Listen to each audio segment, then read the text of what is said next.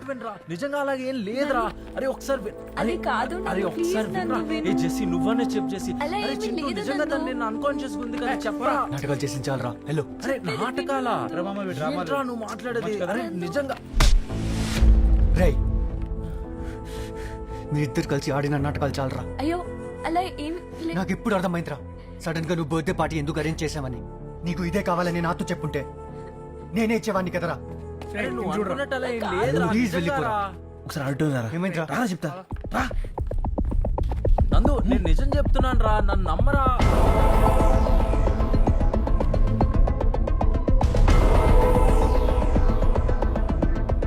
చూడరా, మనకు 5 months time ఉంది. ఆ లోపల సిలబస్ పూర్తి చేయి.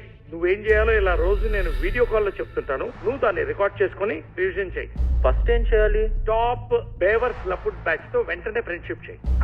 అది కింద ఫ్లోర్ లో స్విచ్ నొక్కితే 5th floor లో ఉన్న లిఫ్ట్ ఆటోమేటిక్ గా కిందకి రావాల్సిందే. అమ్మాయి పేరేమన్నావు? జెస్సీ అంట డాడ్. హాస్టల్ జాబ్ గురించి ఇదంతా చేసావు అరే కదా. అది ఏమైందంటే కాలేజ్ మొత్తం నువ్వే నా బెస్ట్ ఫ్రెండ్ అని చెప్పుకొని తిరిగాను కదరా. ఫ్రెండ్షిప్ అని నీతో ఫ్రెండ్షిప్ అంటేనే ఆశ్చర్యంగా ఉందిరా. అరే నీకు ఆ రోజే చెప్దాం అనుకున్నాను. ఏం చెప్దాం అనుకున్నావు? ఆ రోజు సరదాగా ర్యాగింగ్ చేస్తే మీ అయ్యి వచ్చి మమ్మల్ని ఇద్దరు కొట్టిండు. ఏమన్నా అన్నామా మేము? ఏమన్నా అన్నామా? జెస్సీ అంటే నీకు ఎంత లవ్ కాలేజ్ అందరూ తెలుసా? అలాంటి డబుల్ కి మరి నీ లవ్ చెడగొట్టాడు. అరే ఏం మాట్లాడుతున్నావు? పాపం రా, ఫ్రెండ్షిప్ అంటే ఎంత వాల్యూ ఇస్తాడు వీడు. అలాంటిది ఇండియాలో మోసం చేయాలనిపించిందిరా. అరే వీడి మాటలు వీడు అన్ని అబద్ధం రా. అదిరా వచ్చిన రాజుగాడు. అరే నందు వీడు ఫస్ట్ ర్యాంక్ రాజు కదా, సెల్ఫిష్ రాజు. అరే నువ్వు నందు అరే వద్దురా. తప్పు చేసావు కదరా. అది కాదురా, నా మాట వినరా. అరే కొట్టద్దురా ప్లీజ్ రా. ఏంట్రా? అరే నందు నేను చెప్పేది ఒకసారి వినరా.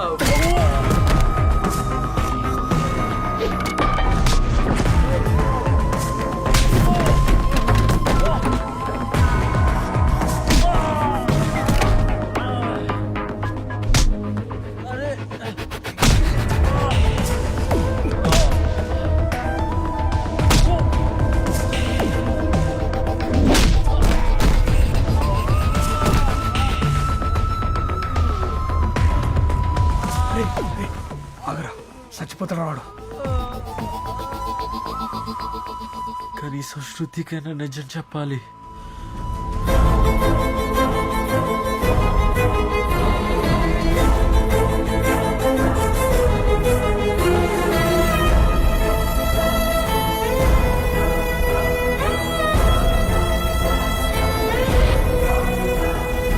ఇదా శృతి అక్కడ?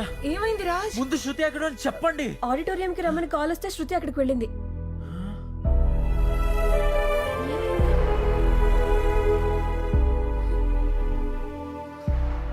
తనొచ్చి ప్రపోజ్ చేస్తే మన syllabus పూర్తవుతుందిరా.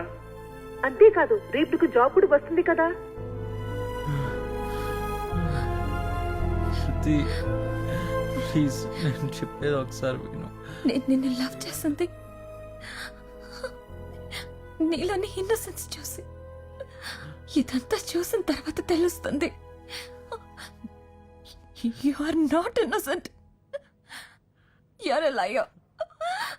You are a cheater. నువ్వు నన్ను తప్పుగా అర్థం చేసుకున్నావు. You know what? I hate you. No. I am hating you. శృతి ఒకసారి శృతి ప్లీజ్ ఒకసారి నా మాట విను ప్లీజ్ శృతి.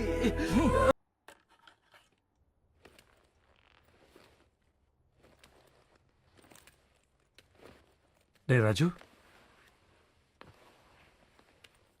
ఎక్కడికి వెళ్తున్నావురా? ఐఎమ్ సారీ డాడ్, నేను మీరు ఇచ్చిన సిలబస్ కంప్లీట్ చేయలేకపోయాను. ఈసారి మాత్రం ఫెయిల్ అయిపోయాను. రే ఏంట్రా అలా మాట్లాడతావు? ఎందుకు అలా ఫీల్ అవుతున్నావు? ఇది యాక్టింగే కదా, ఇట్స్ ఎ సిలబస్ అంతే. ప్రేమ ఫ్రెండ్షిప్ అనేవి సిలబస్ కాదు, ఫీలింగ్స్. నా 22 ఏళ్ళలో కోల్పోయిన ఆనందాన్ని ఈ 6 నెలల వాళ్ళ ఫ్రెండ్షిప్తో తెలుసుకున్నా. శృతిని ప్రేమించే వరకు తెలియలేదు డాడ్, నాలోనూ ఫీలింగ్స్ ఉన్నాయి, నేను ప్రేమించగలనని. మీరు నాకు ఎలా చదవాలో చెప్పారే కానీ ఎలా బ్రతకాలో నేర్పించలేదు డాడ్. మీరు కూడా అందరి పేరెంట్స్ లాగే చదువుతో పాటు అన్నీ నేర్పించుండుంటే నేను ఈ రోజు ఇలా అయ్యేవాడిని కాదు కదా. రే ఎక్కడికి వెళ్తాం రా? నాకు కూడా తెలియదు డాడ్, కానీ జీవితం అంటే ఇది మాత్రం కాదు. ఇంకా తెలుసుకోవాల్సింది చాలా ఉందనిపిస్తుంది. అందుకని కంగారు పడకండి డాడ్, మీరు కోరినట్టే నెక్స్ట్ మంత్ వచ్చి ఇంటర్వ్యూ అటెండ్ అవుతా. I love you mom, I love you dad. మార్కులు తక్కువగా వచ్చినందుకు నన్ను రెడ్ లిస్ట్లో పెట్టారు. స్కూల్లో అందరి ముందు ప్రిన్సిపల్ తిట్టారు. టీసీ ఇచ్చి పంపించేశారు. ఎన్నోసార్లు ట్రై చేశా మార్కులు బాగా రావడానికి, కానీ నా వల్ల కావడం లేదు. నాకు చదువు కన్నా క్రికెట్ అంటే ఎంతో ఇష్టం. పెద్ద క్రికెటర్ అవ్వాలనే నా కోరికని ఎన్నోసార్లు మీకు చెప్పడానికి ట్రై చేశాను, కానీ మీరు ఎక్కడ కొడతారో అని భయమేసింది. నా కోరికలను చంపుకోలేక నేనే చచ్చిపోతున్నాను. నన్ను క్షమించండి dad. Love you mummy.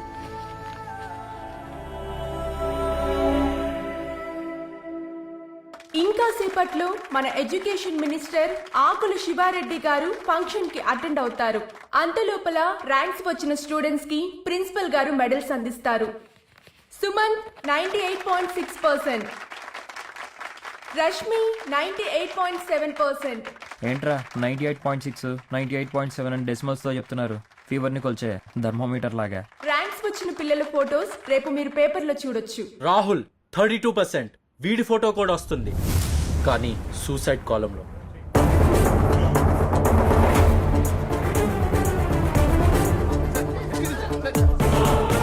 Breaking news. Education minister ముఖ్య అతిథిగా హాజరవుతున్న ఎంఎన్ఆర్ కార్పొరేట్ స్కూల్ ఫంక్షన్ కి ఓ విద్యార్థి డెడ్ బాడీతో ఓ వ్యక్తి రావడం కలకలం రేపుతోంది. ఎవరు నువ్వు? ఏంటి న్యూసెన్స్? న్యూసెన్సా? మీ వల్ల ఒక స్టూడెంట్ ఆత్మహత్య చేసుకుని చనిపోతే అది మీకు న్యూసెన్స్ లా అనిపిస్తుందా సార్? అయితే ఏమనాలి? చూడు, ఆ అబ్బాయికి మార్క్స్ రాలేదు, వాడి వల్ల మా స్కూల్ రెప్యుటేషన్ దెబ్బతింటుందని టీసీ ఇచ్చి పంపించాం. దానికి వాడు ఆత్మహత్య చేసుకుంటే మేమే ఏదో మర్డర్ చేసినట్టు మాట్లాడతావేంటి? ఇప్పుడు దీని మీద ఇష్యూ చేస్తున్నావు నువ్వు. అసలేం జరిగింది? చనిపోయిన ఆ విద్యార్థి ఎవరు? తీసుకొచ్చిన ఆ వ్యక్తి ఎవరు? చనిపోయిన ఆ విద్యార్థికి ఆ వ్యక్తికి ఏంటి సంబంధం? ఇది వీడు ఒక్కడి ఇష్యూ కాదు సార్. ఒక క్లాస్లో 100 మంది ఉంటే ఒక్కడికే ఫస్ట్ ర్యాంక్ వస్తుంది. మిగతా 99 మంది ఇష్యూ సార్ ఇది. ప్రతి సంవత్సరం ఒక్క మన స్టేట్లోనే 500 మంది పిల్లలు పైగా ఆత్మహత్య చేసుకుని చనిపోతున్నారు సార్. వాళ్ళందరి ఇష్యూ సార్ ఇది. చదవడం చేతకాక అబ్బాయి సూసైడ్ చేసుకుంటే వీడియో వాళ్ళు ఉన్నారు. ఉంటే ఉన్నవయ్యా, ప్రతి ఓడు మన్ననే వాళ్లే. చూడండి, మీ అందరికీ ఓ విషయం తెలియాలి. ఈ స్కూల్ టార్గెట్ ఏంటంటే మంచి ర్యాంక్ స్టూడెంట్స్ ని తయారు చేయడమే. ఇక్కడ చదివిన వాళ్ళు, చదువుతున్న వాళ్ళు, చదవాల్సిన వాళ్ళు అందరూ కూడా ర్యాంక్ స్టూడెంట్స్ అయి ఉంటారు. ఇలాంటి ఫెయిల్యూర్ స్టూడెంట్స్ కాదు. Failure is a stepping stone to success అని చెప్పాల్సిన మీరు ఒక చిన్న ఎగ్జామ్ లో ఫెయిల్ అయితే టీసీచి బయటికి పంపించారు. మిమ్మల్ని గురువులు అనాలా? అయినా ఎంతసేపు తనకి ర్యాంక్ రాలేదని ఫోర్స్ చేశారే గానీ ఒక్కసారైనా తను అసలు ఎందులో బెస్ట్ అని కనుక్కోవడానికి ట్రై చేశారా? అలా చేసుండుంటే ఇవాళ తిని చనిపోయేవాడు కాదు. రాహుల్కి క్రికెట్ అంటే పిచ్చి. డైలీ 8 hours క్రికెట్ ఆడేవాడు. అందుకే తను యావరేజ్ స్టూడెంట్ అయ్యాడు. ఇవన్నీ నాకు అనవసరం. మంచి మార్క్స్ వస్తేనే మంచి రిజల్ట్స్ వస్తాయి. ఎక్కువ అడ్మిషన్స్, ఎక్కువ డబ్బు.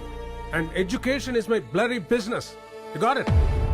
రోజుల్లో ప్రతివాడు మీడియా ముందుకొచ్చి ఏదో ఒకటి లేపి హైలైట్ అయిపోవడం పెద్ద ఫ్యాషన్ అయిపోయింది. ఎంత డబ్బు కావాలో చెప్పు, ఇస్తాను, అంతేగాని ఈ ఫంక్షన్ పాడు చేయకు. మీరు డబ్బులు ఇస్తే తను తిరిగి వస్తాడు అనుకుంటున్నారా? అంటే నువ్వు ఇక్కడి నుంచి వెళ్ళవన్నమాట. సెక్యూరిటీ సార్ పాపం డబ్బు వద్దట, ఏం కావాలో ఇచ్చి పంపించండి.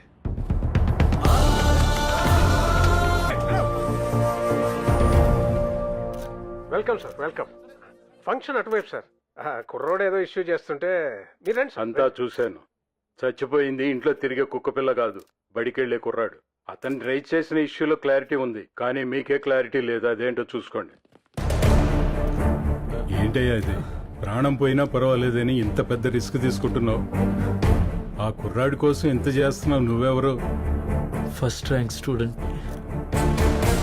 ఒకప్పుడు మీ చేతులతోనే మెడల్ తీసుకున్న ఫస్ట్ ర్యాంక్ స్టూడెంట్ని. స్కూల్ ఎగ్జామ్స్లో ర్యాంక్ తెచ్చుకుని లైఫ్ ఎగ్జామ్స్లో ఫెయిల్ అయిన ఫస్ట్ ర్యాంక్ స్టూడెంట్ని.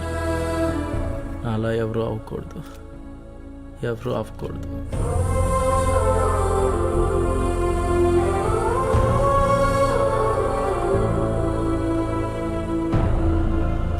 Education is not a business.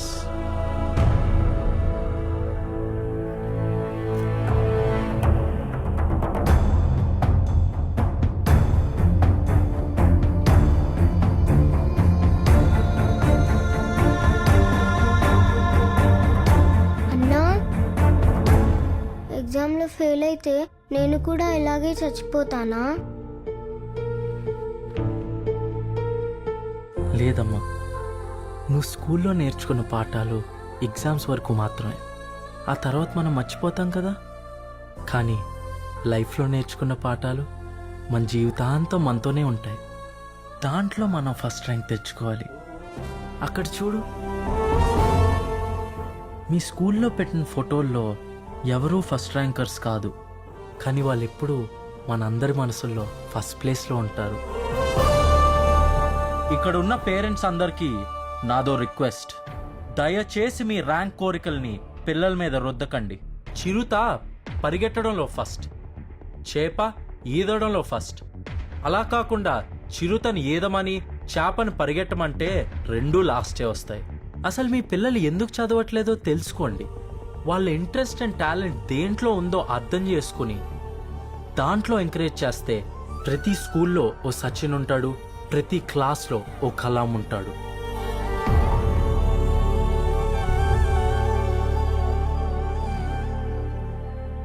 ఇప్పుడు నీకు ఈ జాబ్ ఇవ్వడానికి నాకు ఎలాంటి అభ్యంతరం లేదు. And this is my offer. Sorry sir, కానీ నేను ఇక్కడికి జాబ్ కోసం రాలేదు. వాట్? అవును సార్, మీ వల్ల నాకు లైఫ్ గురించే కాదు సార్, లైఫ్లో ఏం చేయాలనే దాని మీద కూడా క్లారిటీ వచ్చింది.